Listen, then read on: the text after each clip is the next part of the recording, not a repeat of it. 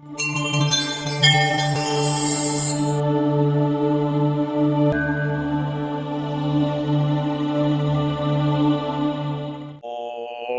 అస్మద్గురుభ్యో నమః. వేదమంత్ర ప్రేక్షకులందరికీ స్వాగతం.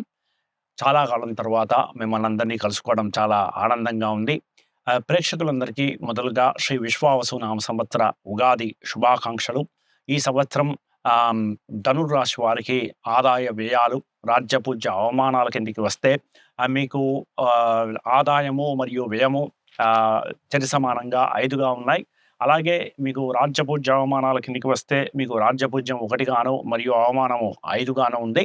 అంటే మిమ్మల్ని ప్రశంసించే వారికన్నా మిమ్మల్ని విమర్శించేవారు, మీ మీద ఈర్ష్యపడేవారు, మీ మీద అపనిందలు వేసేవారు ఈ సంవత్సరం మీకు పెరుగుతారు. శత్రువుల యొక్క తాకిడి కొద్దిగా మీకు అధికంగా ఉంటుంది.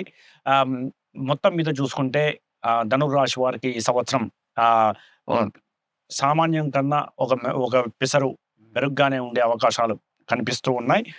ప్రధానంగా ఈ సంవత్సరం విద్యార్థులకి చాలా బాగున్నది.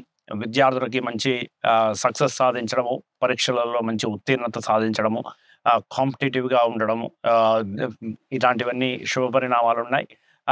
ఇక ధనానికి సంబంధించి ఎటువంటి లోటు అయితే ఉండదు.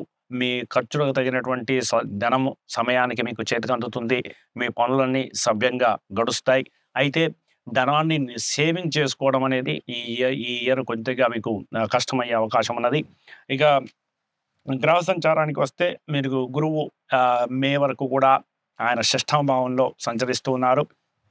ఆ తర్వాత అక్టోబర్ వరకు ఆయన 7వ భావంలోను, ఆ తర్వాత అక్టోబర్ నుంచి డిసెంబర్ వరకు ఆయన మీకు 8వ భావంలో సంచరించి తిరిగి ఆయన రాశి పరివర్తన చెంది వక్ర మార్గంలో తిరిగి మీకు 8వ భావం నుంచి 7వ భావానికి వస్తారు. ఇది ప్రధానంగా మీకు గురువుకు సంబంధించినటువంటి బలము.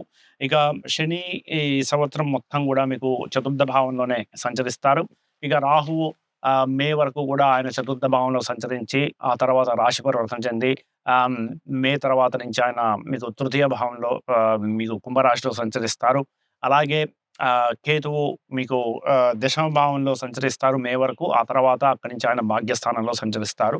ఈ సంవత్సరం రాహుకేతువుల యొక్క సంచారం మీకు మే తర్వాత నుంచి మీకు అనుకూలంగా ఉంటుంది. 3యంలో రాహువు మరియు మీకు భాగ్యంలో కేతువు మీకు మంచి ఫలితాలు ఇచ్చే అవకాశం ఉన్నది. అలాగే 7మంలో మీకు గురువు కూడా మీకు మంచి ఫలితాలు ఇచ్చే అవకాశం ఉన్నది. భార్యాభర్తల మధ్య మంచి అనుబంధం పెరగడము, ఆప్యాయతలు, ప్రేమ అనురాగాలు పెరగడము, అండర్స్టాండింగ్ బెటర్ అవ్వడము, దాంపత్య సుఖము ఇవన్నీ కనిపిస్తున్నాయి. జాయింట్ వ్యాపారస్తులకి మే తర్వాత నుంచి మీకు బాగుంది. మీకు శత్రువుల యొక్క తాకిడి, శత్రువుల యొక్క పీడ మీకు మే వరకు కూడా కొద్దిగా ఎక్కువగా ఉంటుంది. శత్రువుల మీద ఆధిపత్యం సాధించడం మీకు కష్టంగా ఉంటుంది. వారి వల్ల వారు పన్నే పన్నాగాలలో మీరు ఇరుక్కొని సతమతం అవుతారు. అయితే మీరు గురువు యొక్క పెద్దల యొక్క సలహాలు, సంప్రదింపులు, వారి ఆశీర్వచనాలు తీసుకోవడము, దేవాలయాల సందర్శన, దాన ధర్మాలు ఇవన్నీ కూడా మీకు గ్రహపీడను తగ్గించి మరింత మీ అదృష్టాన్ని పెంచడానికి ఉపయోగపడతాయి. సో మొత్తం మీద కింద చూసుకుంటే ఈ సంవత్సరం మీకు అప్పుల భారం కొద్దిగా పెరిగే అవకాశం ఉన్నది. అప్పుల విషయంలో జాగ్రత్తగా ఉండండి. అనవసరమైన అప్పులు చేయకండి. ఇతరులని నమ్మి డబ్బు ఇతరులకు ఇవ్వకండి. వారి దగ్గర నుంచి తీసుకోవడం మీకు కష్టమవుతుంది. ప్రేమికులకి సామాన్యంగా ఉన్నది. మొత్తం మీద ఈ సంవత్సరం మీకు గత కొద్ది కాలంగా ఉన్నటువంటి వ్యతిరేక ఫలితాలు తొలగిపోయి మీకు సానుకూలమైనటువంటి ఫలితాలు అందుకోవడానికి సిద్ధంగా ఉండండి. ఇది ధనుర్రాశి వారికి ఈ శ్రీ విశ్వావసు నామ సంవత్సర గోచర ఫలితాలు, ఉగాది రాశి ఫలితాలు. ఈ వీడియో కనుక మీకు నచ్చితే దయచేసి లైక్ చేసి సబ్స్క్రైబ్ చేసుకోండి. దీనివల్ల ఈ వీడియో మరింత మందికి చేరడానికి అవకాశం ఉంటుంది. మరిన్ని వీడియోలతోని త్వరలోనే తిరిగి కలుద్దాం. అప్పటి వరకు స్వస్తి.